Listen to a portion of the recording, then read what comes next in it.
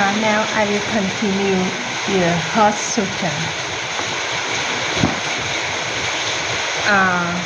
The Bodhisattva Avalokita, while moving in the deep course of perfect understanding, sit lie on the five Sangha and found them equally empty. After this penetration, he overcome ill being. Listen, said the Buddha. Form is emptiness, emptiness form. Form is not other than emptiness, emptiness is not other than form. The same is true with feeling, perception, mental formation, and consciousness. Listen, said the Buddha, all that man marked with emptiness. They are neither produced nor destroyed, neither defined nor immaculate, neither enriching nor degrading. Therefore, in emptiness there is neither form nor feeling nor perception, nor mental formation nor consciousness, no eye, no ear, no nose, a tongue, a body, a mind, no form, no sound, no smell, no touch, no thought, no object of mind, no realm of element, from eyes to mind consciousness, no interdependent origin, no tension. From ignorance to death and decay, no ill-being, no cause of ill-being, no end of ill-being, no path, no understanding and no attachment. Because there is no attachment, the Bodhisattva grounded in perfect understanding. Find no obstacle for the mind, having no obstacle they overcome fear, liberating themselves forever from illusion, realizing perfect nirvana.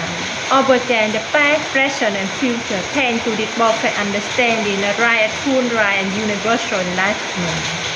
Therefore, one should know that perfect understanding is the highest mantra, the unequal mantra, the destroying of ill being, the incorrectable truth, a mantra of Paraparamita Sutta forbid proclaim, Gete Gete Baragete Barasangete Bodhisattva. Empty of what? The Bodhisattva Avalokita, while moving the deep core of perfect understanding, sit lie on the five Sangha and found them equally empty. Pari means being awake, and Sava means a living being. So Bodhisattva means an awakening being. All of earth sometimes Bodhisattva, sometimes not. Avalokita, the short the name of the Bodhisattva Avalokita. Avalokita neither male nor female, and sometimes appear the man and sometimes the woman. In Chinese, Vietnamese, Korean, and Japanese, this Bodhisattva name is sometimes translated as Quang Hang and Kang, which means the one who listens and hears the cry of the world in order to calm and help. Avalokita so embodied the spirit of non-fear, as he himself had transcended fear, the Paramita Hosutra, his wonderful gift to all. Perfect understanding is Paranamita Sanskrit. The word wisdom is usually used to translate Paramana. But I think that wisdom is somehow not able to convey the meaning. Understanding is like water flowing in a stream. Wisdom and knowledge are solid and can block our understanding. In Buddhism, knowledge is regarded as an obstacle for understanding. If we have something to be truth, we might cling to it so much that even if the truth comes and knock at our door, we won't want to let it in. We have to be able to transcend our previous knowledge in the same way we climb up a ladder. If we're not on the fifth run and think that we are very high, there's no hope for us to stand up to the sixth. We must learn to transcend our view. Understanding like water can flow, can penetrate. View, knowledge, and even wisdom are solid and can block the way of understanding. According to Avalokita, this sheet of paper is empty, but according to our analysis, it is full of everything. There seems to be a contradiction between our observation needs. Avalokita found the five Sangha empty, but empty of what? The keyword is empty. To be empty is to be empty of something. If I am holding a cup of water and I ask you, this cup empty, you will say no, it is full of water. But if I pull out the water and ask you a can, you may say yes, it is empty. But empty of what? Empty means empty of something. The cup cannot be empty of nothing. Empty doesn't mean anything unless you know empty of what. My cup is empty of water, but it is not empty of air. To be empty of something. did require discovery. When Avalokita say that five sanctions are equally empty, to help him be precious, we must admit Avalokita empty of what? The five sanctions which may be translated into endless as five heaps or five aggregates, and the five elements that comprise a human being. The five elements flow like a river in every one of us. In fact, there are really five rivers flowing together in earth. The river formed within of our body, the river of feeling, the river of perception, the river of mental formation, and the river of consciousness. They are always flowing in us. So according to Avalokita, when he looked deeply into the nature of the five rivers, he suddenly saw that a five are empty. And even what empty of what, he had to answer. And did he what he said, they empty of a separate self. That means none of the five rivers can exist by itself alone. Each of the five rivers had to be made by the other four. It had to coexist. It had to interplay with all the others. In our body, we have learned heart, kidney, stomach, and blood. None of them can exist independently. They can only coexist with the other. Your lung and your blood are two things, but neither can exist separately. The lung can inhale and enrich the blood, and in turn the blood nourishes the lung. Without the blood, the lungs cannot be alive, and without the lung, the blood cannot be clean. Lung and blood interact. The same is true with kidneys and blood, kidney and stomach, lung and heart, blood and heart, and so on. When Avalokita say that our sheet of paper is empty, he means it is empty of a separate, independent existence. It cannot just be by itself. It has to interbe with the sunshine, the cloud, the forest, the nature, the mind, and everything else.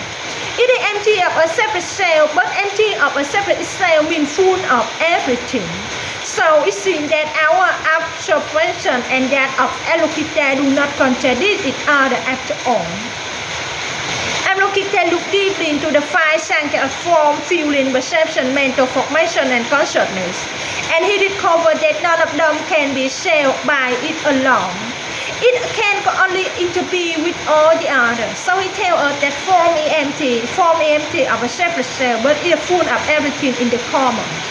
The same is true with feeling, perception, mental formation, and consciousness. The way of understanding. After this penetration, he overcomes new being.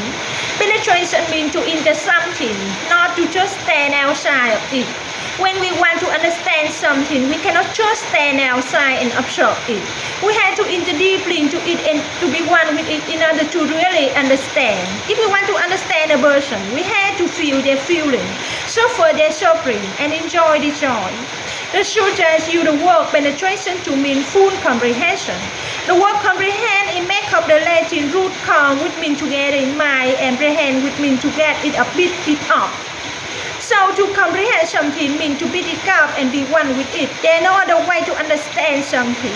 If we look at the sheet of paper at our sofa standing outside, we cannot understand it completely. We have to penetrate it. We have to be a cloud, be the sunshine, be the laughter. If we can enter it and can be everything that's in it, our understanding of a sheet of paper will be perfect. There is an Indian story about a granite that wanted to know just how to study the ocean world. So it jumped in and became one with the water of the ocean. In this way, the granite gained a perfect understanding.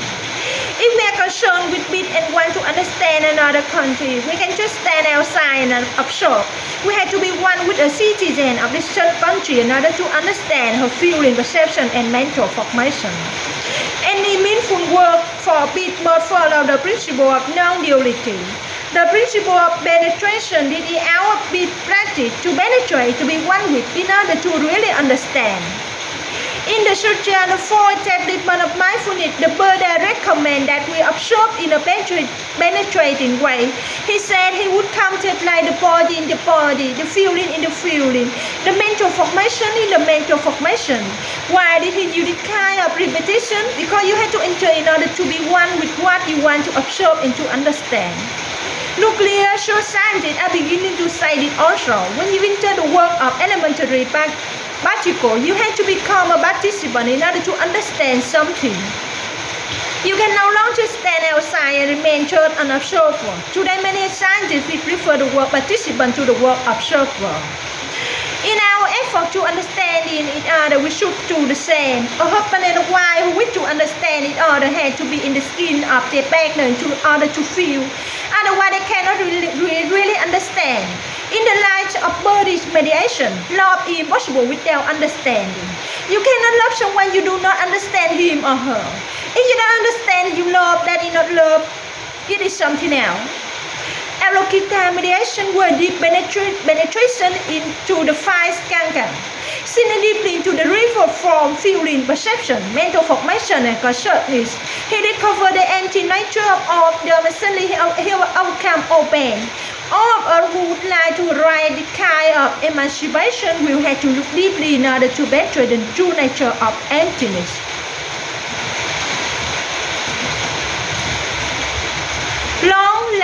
Long live emptiness.